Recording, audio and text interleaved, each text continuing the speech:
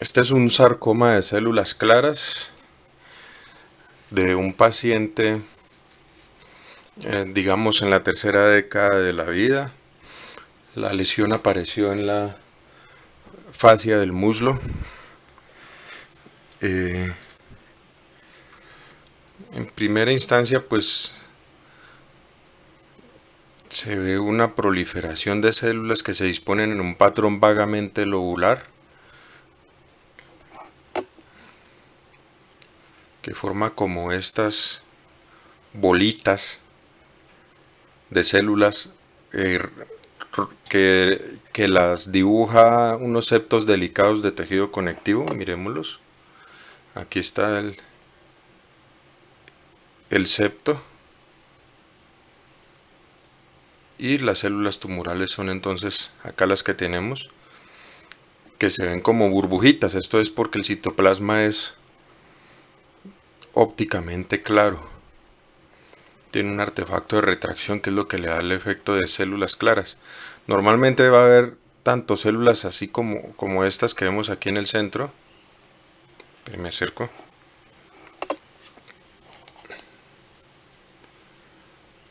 Con el citoplasma bien eosinofílico, y otras que van a tener el artefacto de retracción como la que está en el centro. Estas también. Y le da el aspecto de células claras. Las células como tal, pues se ve que tienen la cromatina dispersa, los núcleos son relativamente monótonos, ya que este es un sarcoma de traslocación. Los sarcomas, bueno, todos los tumores de traslocación suelen tener solamente una traslocación que los lleva a convertirse en tumorales. Aquí por ejemplo se ve que predomina las células rosadas y aquí por ejemplo las células claras. Entonces los tumores que son de traslocación suelen tener, como solamente tienen una mutación, las células tienden a ser monótonas, se parecen unas a las otras y por ende pues no son tumores pleomórficos, feos, horribles, desdiferenciados, sino son tumores de células bastante monótonas. Entonces nos acercamos y vemos que efectivamente pues los núcleos de cada una de estas células, cada pelotica morada es un núcleo de una célula. Vemos que se parecen el uno al otro. Y dentro de esa pelotica morada hay otra pelotica todavía más pequeñita, como un puntico moradito. Aquí creo que se ve muy bien, que son los nucleolos. Tiene un nucleolo bastante prominente.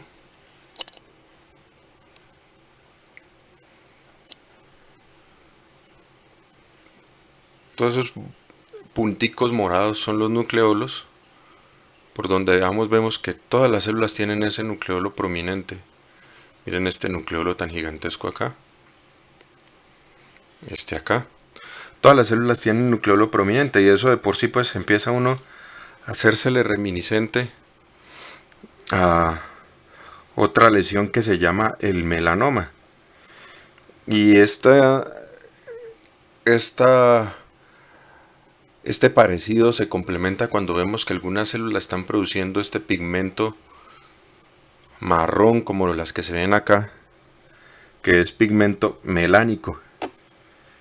Y podemos buscar varias células con esa misma sustancia en el citoplasma. Aquí creo que veo una. Ajá. A ver, la cuadramos mejor.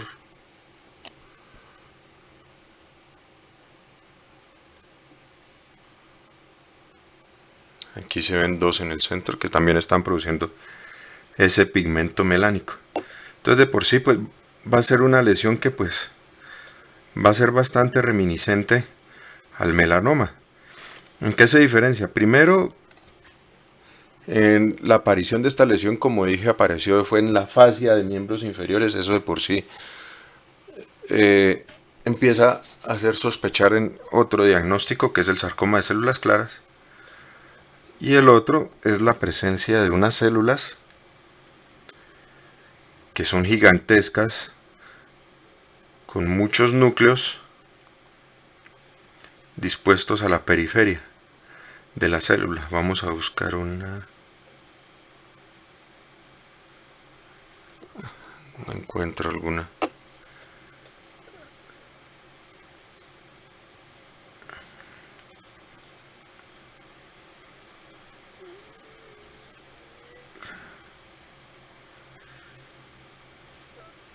Aquí hay unas.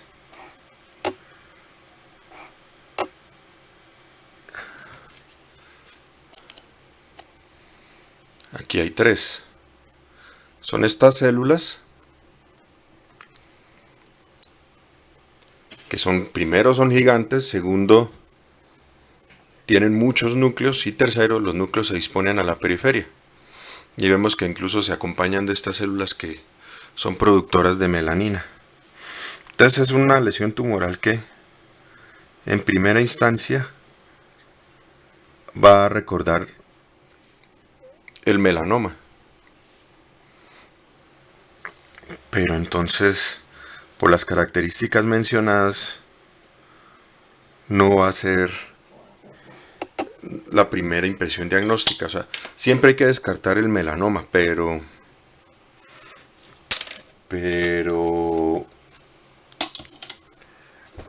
en este caso el melanoma tiene que ser el diagnóstico de exclusión. En esta instancia, la primera sospecha va a ser el sarcoma de células claras.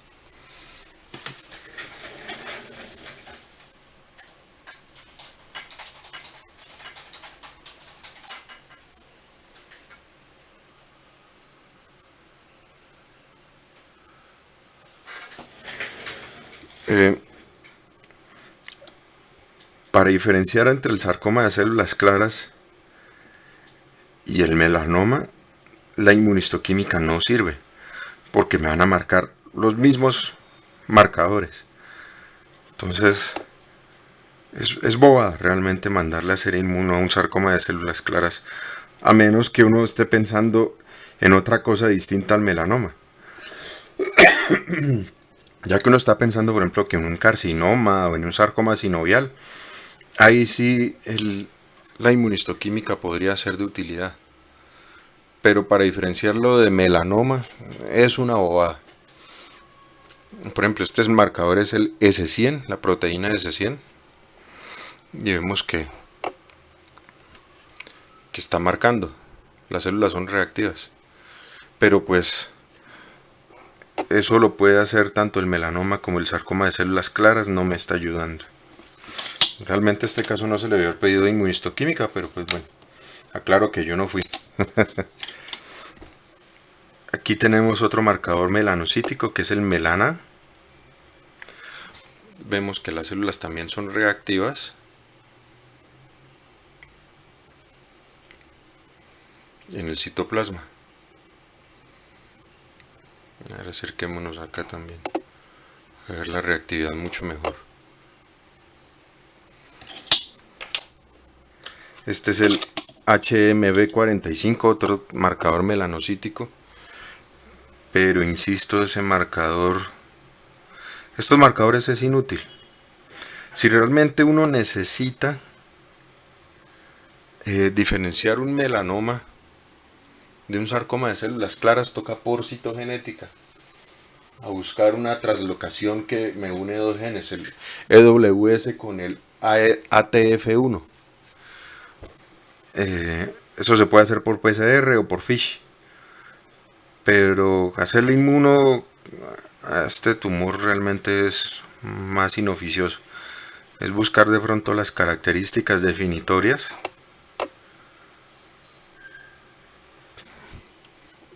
y hacer el diagnóstico acorde.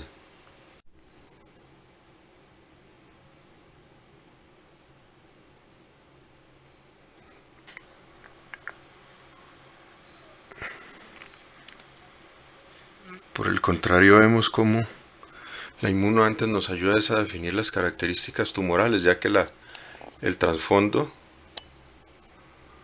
de azul de toluidina me señala los nucleolos prominentes que de una vez como que apuntan a pensar en el melanoma. Y en este caso, pues, en el sarcoma de células claras.